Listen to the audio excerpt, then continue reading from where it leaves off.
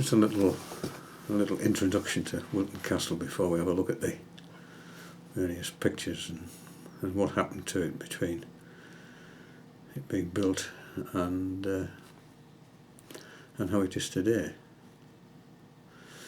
After the conquest in 1066, the country was divided up by William the Conqueror amongst all his mates, and in 1236 the Wilton estate was inherited by a chap called John de Bulmer. The very fact that it was de Bulmer indicates his French origins. And in 1330, one of his descendants, Rolf de Bulmer, he was given permission to crenellate Wilton Manor, which meant he put those little sort of up and down bits along the top.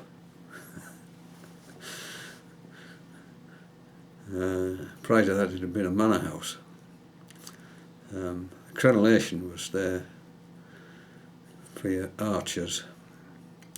When it was a manor house and it didn't have these crenellations, you had to sort of stand up above the parapet to let fly with your arrows, which was a dangerous business. You might meet an arrow coming the other way.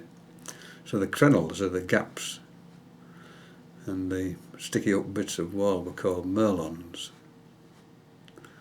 So it changed then from Wilton Manor and then became Wilton Castle. And it stayed in the Bulmer family until about 1537, when John de Bulmer made a big mistake and he joined a fella called Aske in the rebellion known as the Pilgrimage of Grace, when a great crowd of them got together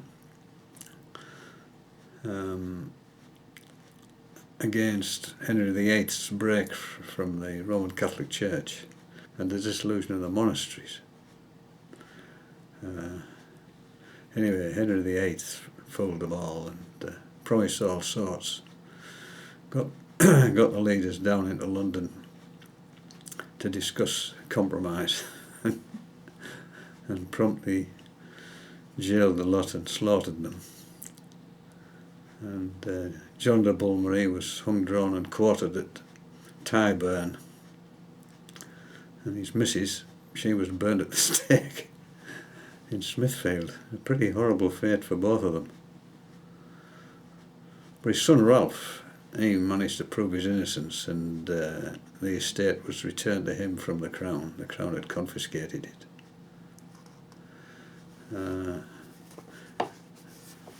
And then when he died in 1558, the Bulmer sort of legacy came to an end, and it was sold to the Cornwallis family. There was a load of them: Thomas, then his son Sir William, and then Frederick. Frederick again took a bad decision. He sided with the Roman Catholics and ended up having to scarper to France with Charles II. But eventually he sold it to a fellow called Stephen Fox, Sir Stephen Fox, and his son inherited it in 1718, but didn't do much with it. By this time it was an Ellow estate, more or less a ruin. But it was bought by the widow of Robert Lowther, a woman called Catherine Kane. She bought it in 1748, and that's how it came into the Lowther family. She bought it for a son, James, who was a minor. He was under 21 at the time. He became the first Earl of Lonsdale, and he was some character. In fact, he was known as Mad Jimmy, who spent vast sums of money first of all he spent 60,000 quid trying to build a sea wall, and then fell out with a workman, wouldn't pay them, and eventually the whole lot was washed away. And when he died, there was 100,000 quid under his bed apparently, which he was saving up for electioneering purposes. But he never married and he never had any children. And by some roundabout route, it passed to Sir John Lowther, who was living at Swillington, a huge estate just outside Leeds,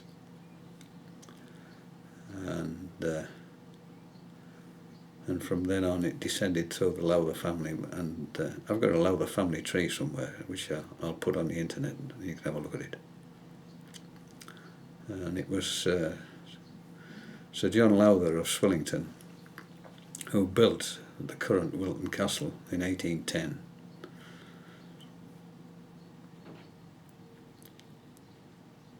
And it continued in the Lowther family until 1945, when Colonel John George Lowther, he sold it to ICI.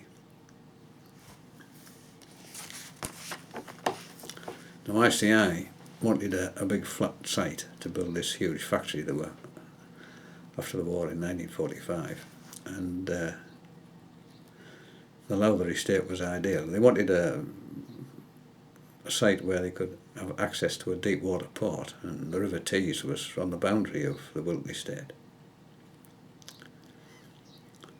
on the northern boundary, and they bought the whole of that for £123,820, which in looking back today seems an absolute gift. Now ICI didn't want the rest of the estate. They weren't interested in the castle or the village. They had no use for it whatsoever. And the land to the south of the castle was absolutely ravaged by mine workings, and was high land. I mean, Eston Nab and the top of Eston Moor. I mean, what did ICI want with that? But anyway, they were persuaded to buy the lot, and for the castle, the farms, and the village, and all that land to the south of the A174, what is now Wilton Golf Course. They bought that for £66,197, 17 shillings and sixpence in old money. And when they wanted to sell it in 1999-2000, they wanted £6 million for it.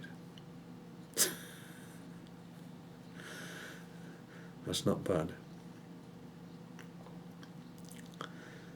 The Lowthers were very fortunate in that Swillington in West Yorkshire was sitting on a coalfield. And the Lowther estate at Wilton was sitting on a huge seam of ironstone, although they didn't know that when they bought it.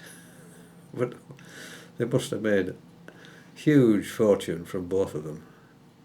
Although the Swillington estate was sold off in 1920 by Charles Bingham Lowther, who'd inherited it, and he went away to live at Irbystock Hall in Wales, where the family still are.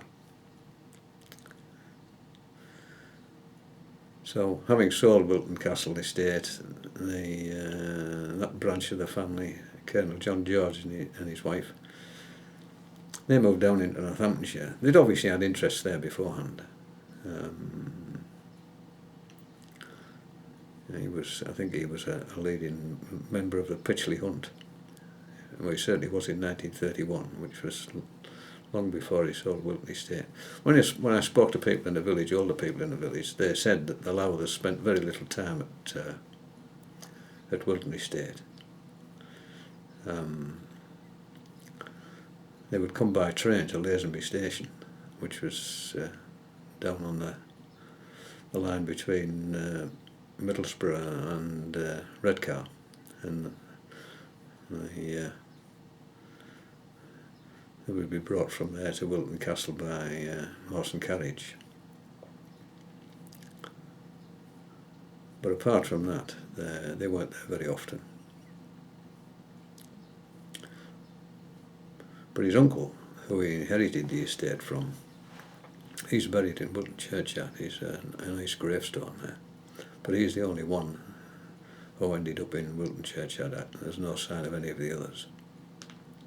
And he had no children, so that's how Colonel John George came to inherit it. There were quite a number of old people in the village who had worked on Wilton estate and knew the Lowthers quite well. And they gave me all sorts of little snippets of information which I've got written down here.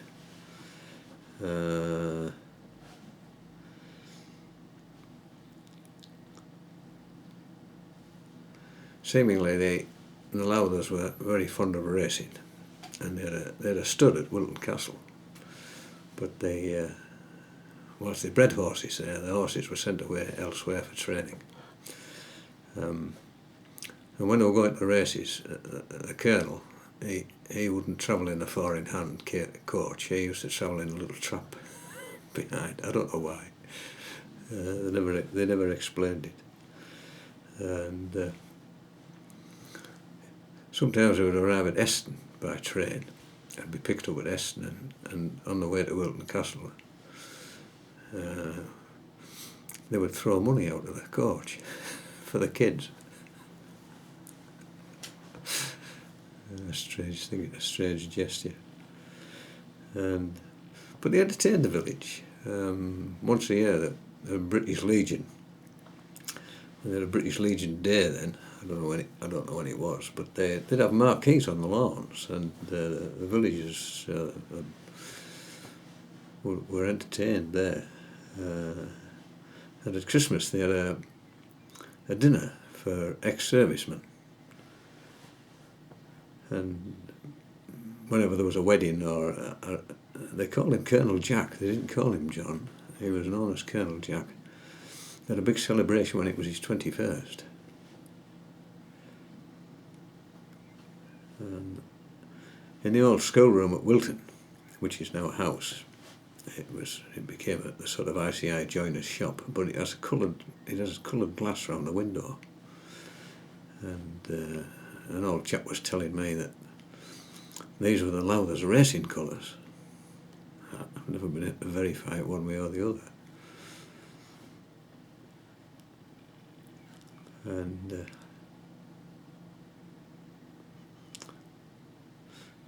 another little interesting snippet was that if you look at the windows on Wilton Castle, the original castle, which was built in 1810, they have Gothic windows, but on the east wing, and I'd never noticed this, the windows are all square, and it's the only part of the castle which has downcomers on the outside for rain. The rest of the castle doesn't have any of that. And my apologies if it all seems very bitty, but I've collected all this information over the 50 years since I lived on the Wilton estate, and so many things probably will be repeated, but it's just an historical record. It's not a professional production. So let's have a look at Wilton Castle estate. Well, we'll look at the castle first and look at the estate on a separate video.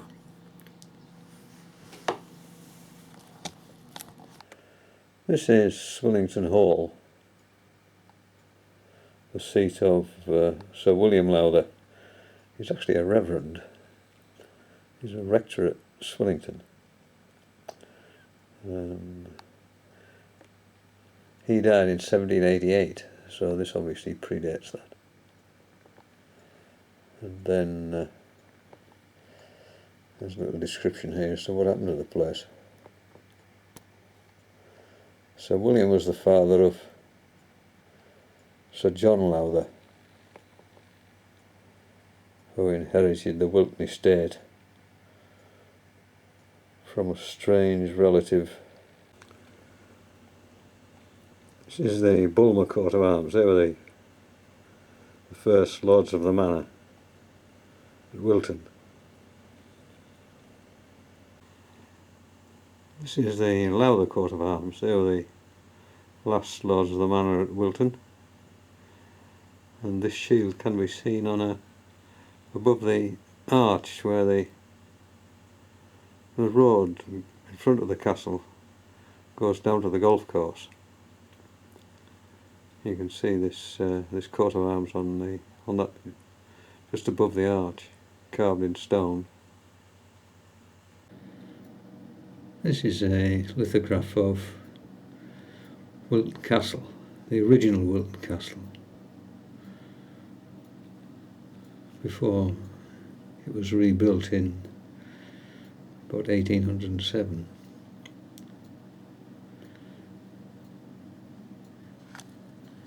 And I'm sure this is where the ironstone was discovered, in a big seam here, but I'm sure it wasn't quite as steep as that. It certainly isn't now. Ironstone was discovered during the time of Sir John Lowther. He died in 1844.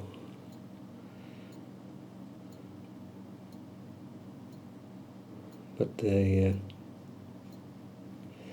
you can see there the church was very different. A completely different tower then.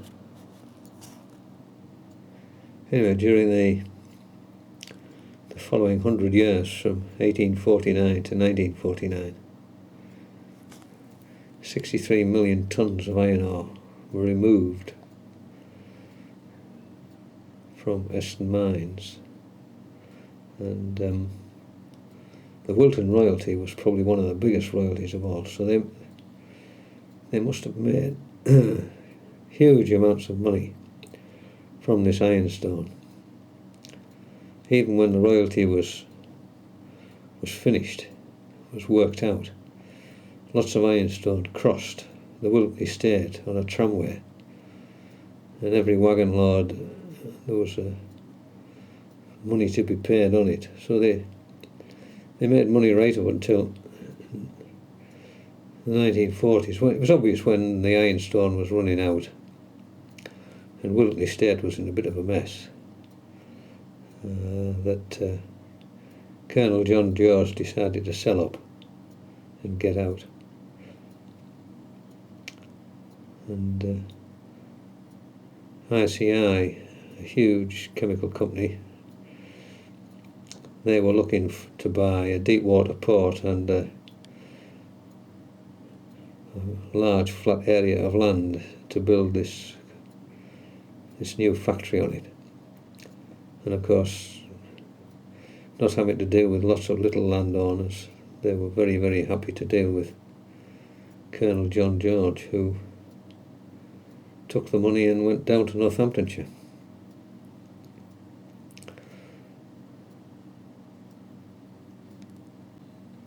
So the Lowthers were very fortunate in that Sir John Lowther, who lived at Swillington Hall, his land happened to be sitting on great seams of coal, and then he bought this Wilton estate and it was sitting on a great seam of iron ore. So they made huge fortunes from the mineral wealth.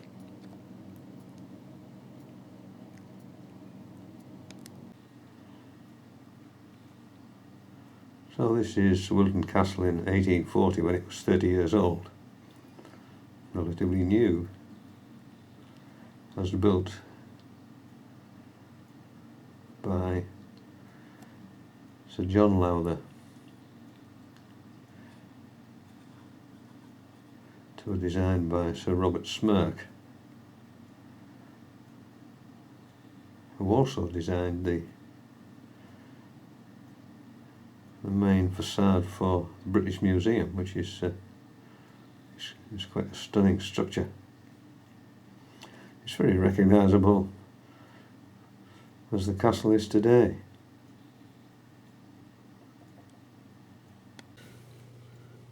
This is an early photograph of Wilton Castle. You can tell because this wing here is just a sort of a front. I don't think there's anything really behind it.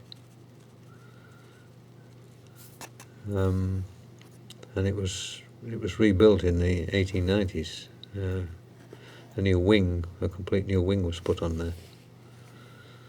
And I think the artist has embellished it with flowers. The guy who coloured it in, make it look a bit more decorative. This is an early view of shortly after ICI took over.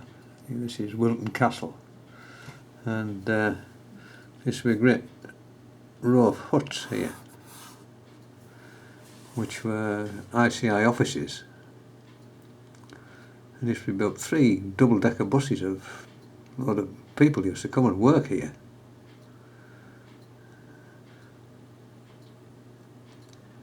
Drawing offices and all sorts of things.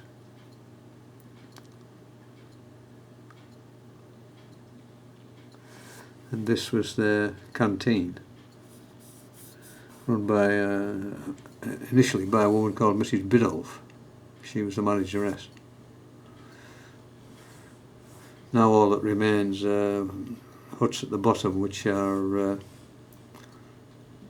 the golf course, part of the golf course clubhouse.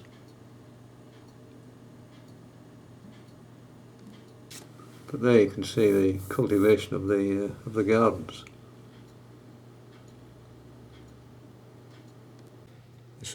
This was taken in 1968, and you can see that this wing is completely different now. You see a roof there where there wasn't one before. And this is from the north side. This is the side that faced the ICI factory. You can see one of the golf course greens there, just in the foreground.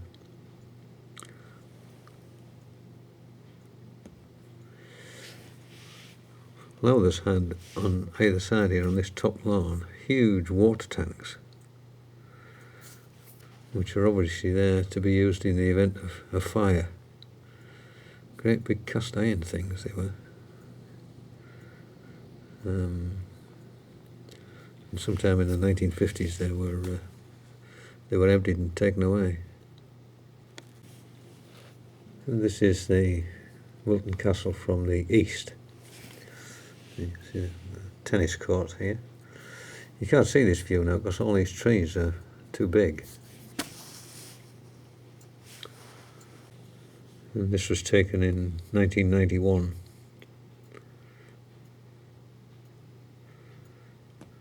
When ICI was in its heyday. Everything was beautifully looked after.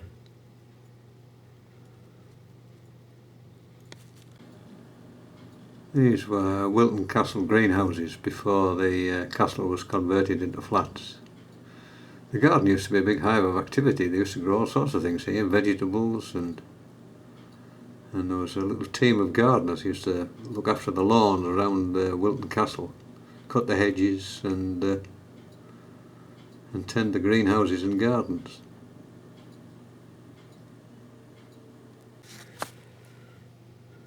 This is the entrance to Wilton Castle from the west.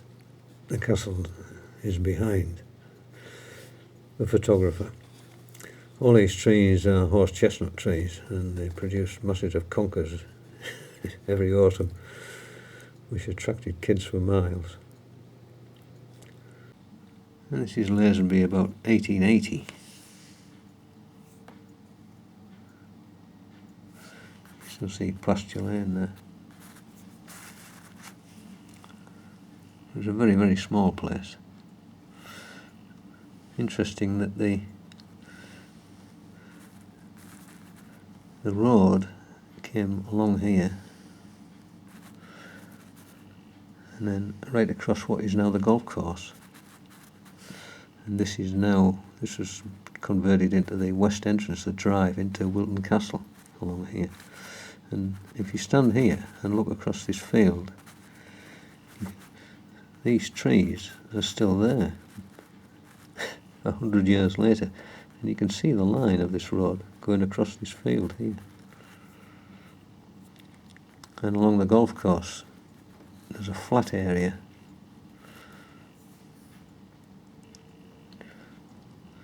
But the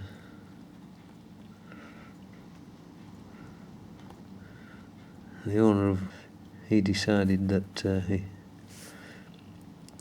he didn't want this public road here, so he had it closed off. So the road went round through the village then, and along here.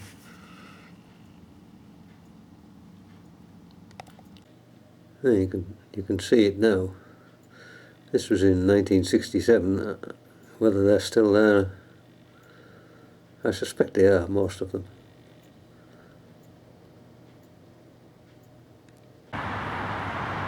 This is the entrance to Wilton Castle from the west.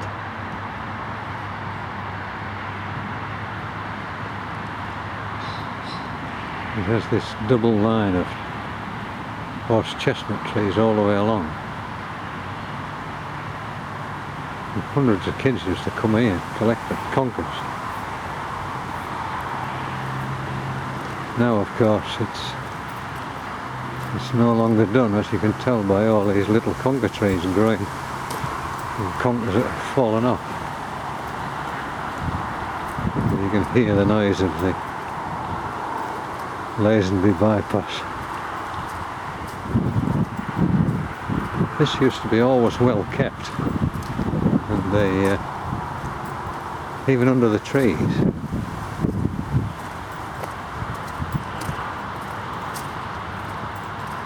The trees have grown tremendously in 50 years.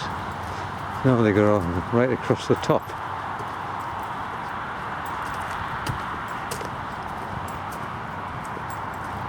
So until about 1890, the road branched off here.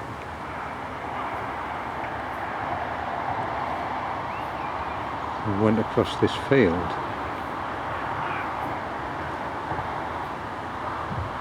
You can still see, and you can still see the line of the trees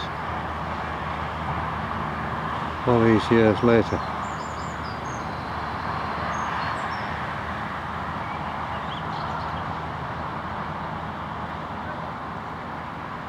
It's 100 years later, in fact. These trees were obviously in the hedgerow. Because of the limitations of YouTube and how long the video you can upload, it's had to be divided into two. So the